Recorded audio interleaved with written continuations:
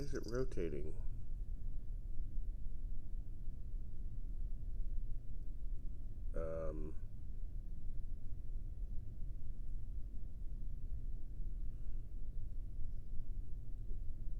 Okay, that's probably fine. No, no, no, no. Oh.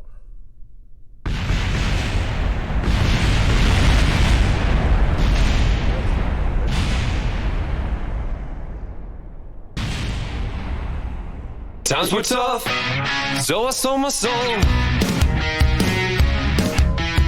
I don't think I'll ever regain control. Devil looked me in the eye, now I look the other way. What else could I do? I just stood at the doorway and knew I'd rather be drunk with you. I'd rather be drunk, but Hey Internet, Dracofunk here, and this is my Reusable Space Program. This is episode 1 of season 2. Today we are launching an interplanetary probe. And this is on my super heavy lift booster. All the side strap-on boosters have parachutes and can be ejected and recovered. And the main booster, there they go. The main booster should also be able to be recovered. And I am going to say that the fairings will be able to be recovered, even though there's really no way to do that in-game. We're just assuming, because there's only so much we can do. And if I could recover it, I would. But there's the fairing, and inside is the probe. And I'm just going to put it in a 100-kilometer parking orbit. So as soon as it gets up to apoapsis, I'll circularize, and then I can detach it. And we're going to recover, well, not recover, we're going to land the main booster. Just about there. And it's not a perfect circularization, but we're getting close.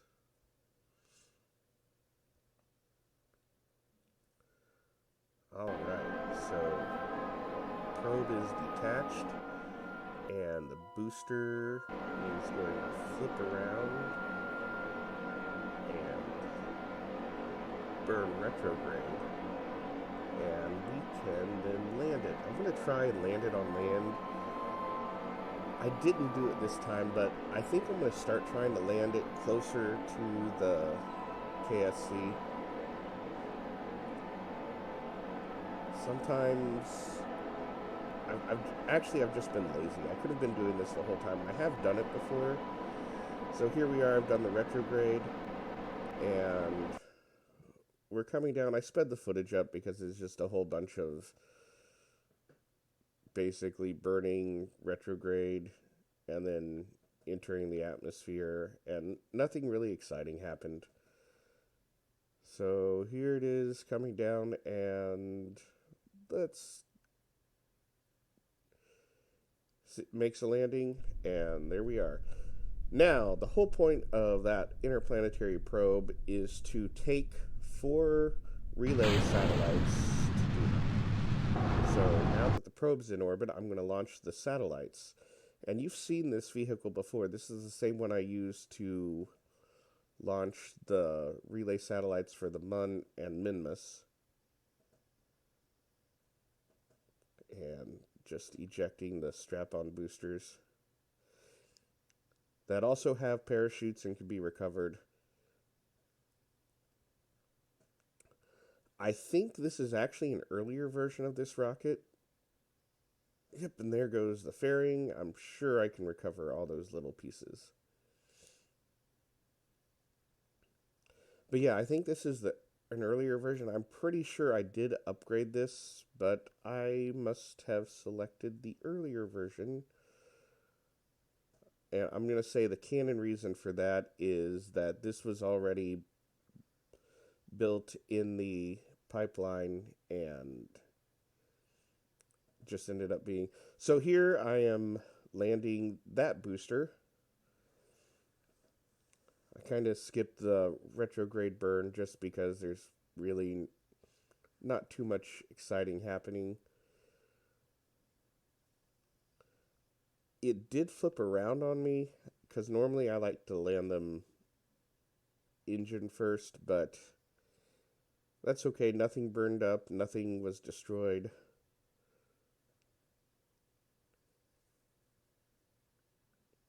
And the parachutes deploy. Just trying to burn off a little of the extra fuel. That way it lands practically empty. Less rocket fuel means less chance of explosion, right? And there, that booster can also be recovered. And now we go into orbit. This is the Ares 1. I'm going to use it to pick up the relay satellites and take them to the Interplanetary Probe.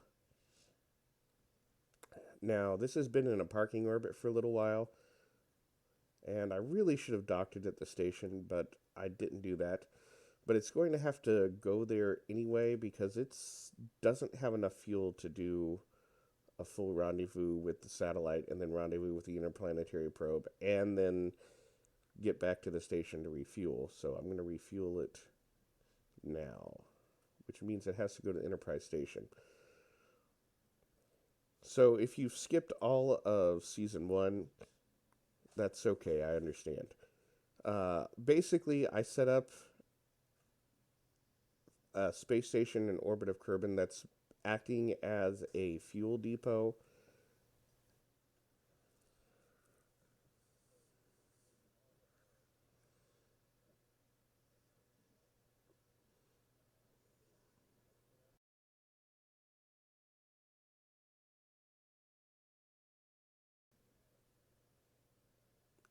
And where I can send ships now that it's there to refuel and resupply, and have it I can transfer stuff, and it can transfer another ship that can be taken to one of those two holding moon stations, either Minmus or the Mun.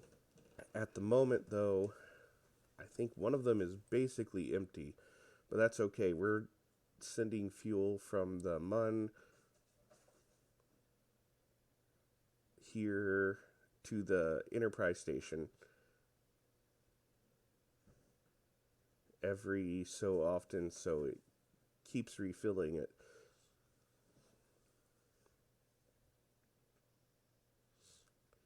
And this is the docking port. I normally dock the tanker there, or I also have an SSTO that can send passengers.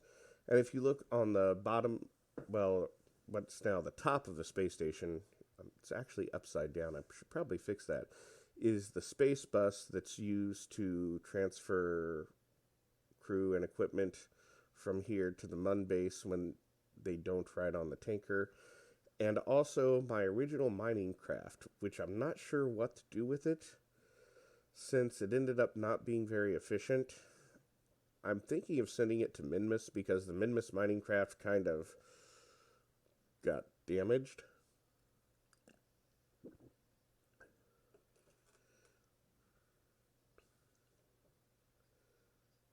So here I'm just looking to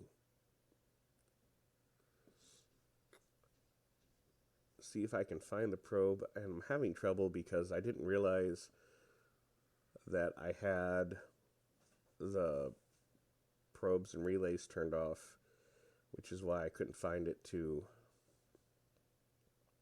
set it as my target. And I'm just going to use the rendezvous planner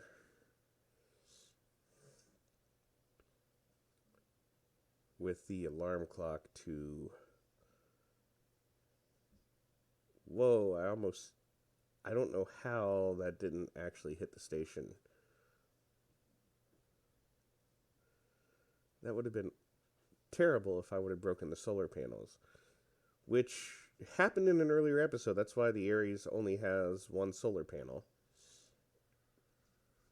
I'm thinking of trying to get an engineer up there, maybe in a later episode, to try and repair that. I've never actually successfully done a repair, but I think it might be fun to try.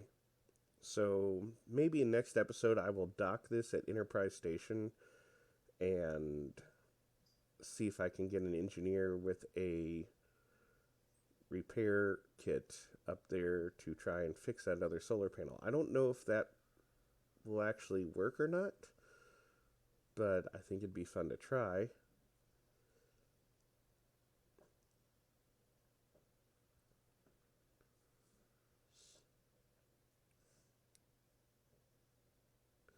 Even if it doesn't, the main purpose of this craft is to ferry things in low Kerbin orbit around, and it can still perform its job, its primary mission, with only one solar panel. I just think it looks better with two.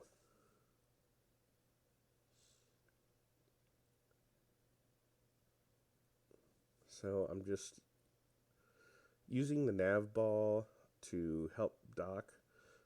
I kind of cheated by having basically pointing both the docking ports at each other, so I really don't have to think about it too hard. Now, unfortunately, the probes on the back of this did not want to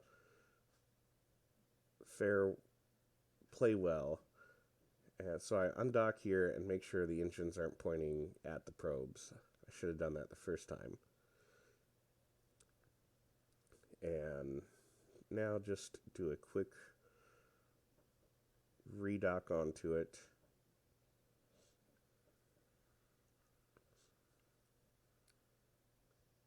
And use the rendezvous planner to get into orbit. I gotta figure out there's something in a very elliptical orbit that I probably need to use this craft to rendezvous with and pick it up and take it to the station. All right.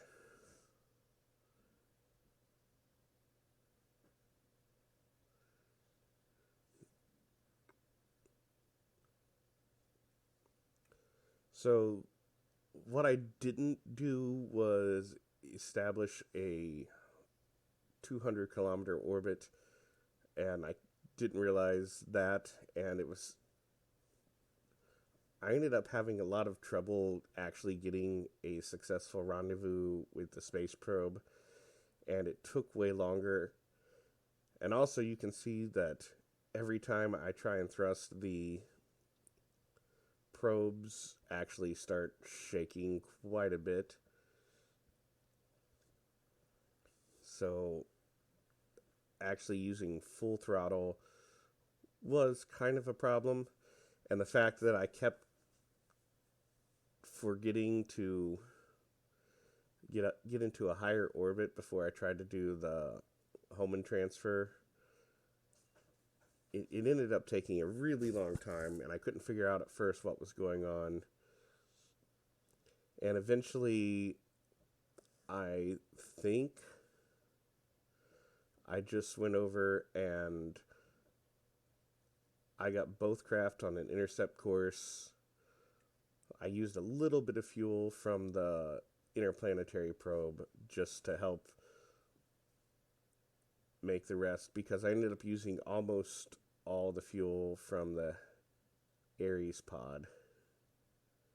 And you can see the probes dancing around every time I try and throttle.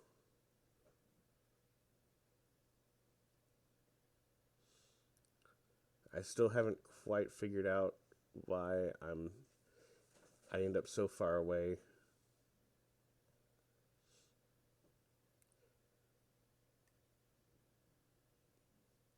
So really, if you're trying to do this, I'm using MechJeb just for the information and waypoints, make sure you go all the way down the list. It is kind of important. You don't have to be in a perfect 200-kilometer orbit, which I'm finally doing at this time, but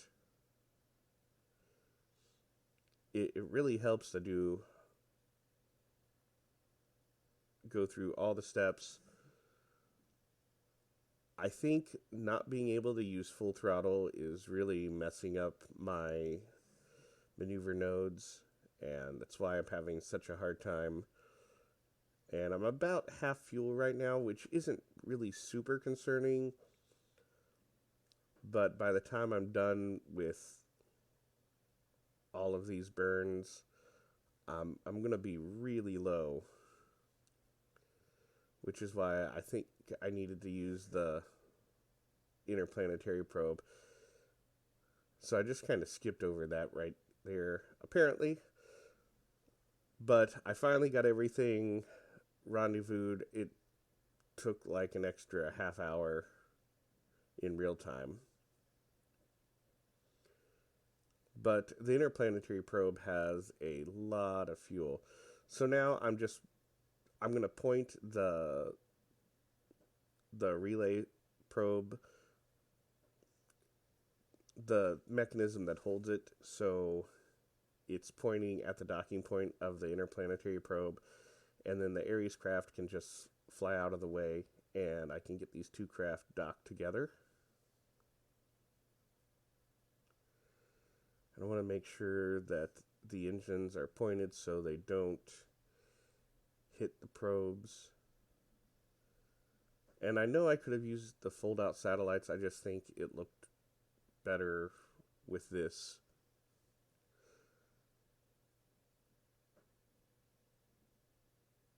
So now that those are all docked together, the next step is for this to fly out to Duna, and then I can create a relay network in orbit of Duna. So the whole point of this season is to basically establish operations around Duna. So right here, I have all my solar panels set to an action group, and when I hit the button to take out the solar panels for the Interplanetary Probe, it also took out the solar panels for all the relay probes. So I'm going through and manually retracting them.